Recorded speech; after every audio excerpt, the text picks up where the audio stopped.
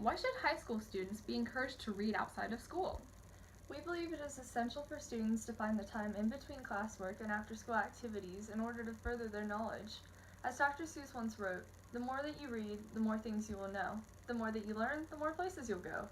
I mean, why would you listen to a man who rhymes like a 2-year-old? I mean, seriously, one fish, two fish, red fish, blue fish? In all seriousness, reading teaches all kinds of skills and is beneficial to your health while transporting you into a brand new world of your imagination. By sampling different styles and genres, students are able to discover what interests them in life, whether it be something as simple as attempting a new sport or as important as what career path they will choose to follow. It can also provide an outlet for stress in lieu of acting out or participating in activities that are detrimental to your health. Besides distracting students from not-so-wholesome activities, reading has great advantages to our health.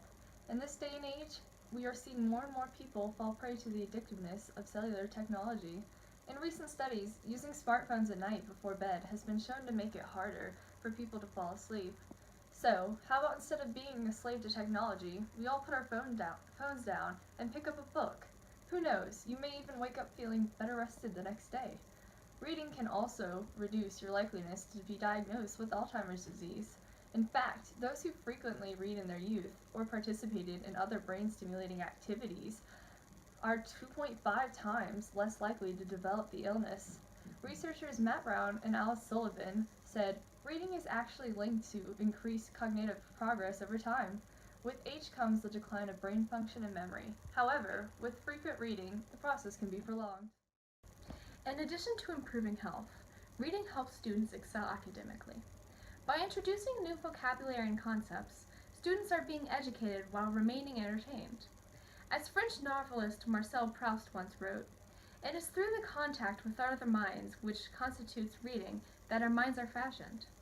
Reading also gives examples of real-life problems relatable to students, considering many stories tell about real events.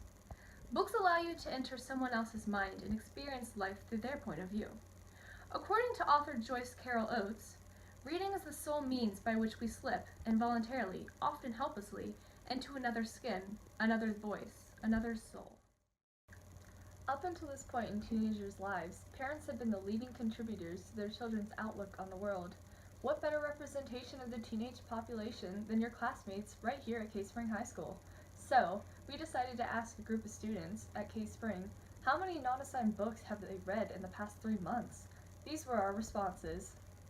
How many books have you read outside of school in the past 3 months? 0. Over 20 at least. That is an interesting question. I'd have to say like 4 maybe. Too many? Guesstimate. Let's see, 3 months? Yes, guesstimate. At least 25? Actually, a couple. I just finished reading a series called The Uglies that had a couple books in it, and then I also just finished a book called The Siren, so it's about 6 or 7. You're too new. Like, yeah. 0. 0. None. 3 to 4. None. 7. None. Maybe like 1 or 2. 1. Okay, so as it turns out, there are a few of us who aren't going to end up with Alzheimer's, not including myself. I personally wish I could somehow carve out a little extra time to indulge in a good book, especially after creating this video. Wouldn't want to seem hypocritical now, would I? Honestly, I bet a lot of you right now are saying to yourselves, I'm totally gonna go read more books. But let's face the facts, it's probably not gonna happen. If you don't want to take our advice, then listen to researcher Susan Landau of UC Berkeley when she said, "What our data suggests is that a whole lifetime of engaging in these activities has a bigger effect than being cognitively active just in older age. We implore you, start making the changes now, and I guarantee you won't regret your decision later in life, especially when you turn out to be healthy, wealthy, and hopefully wise." Bye.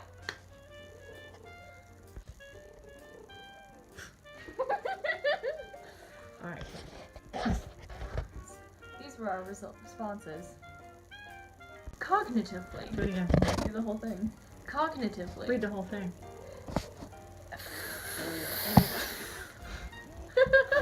Is the response. That is our whole TED Talk.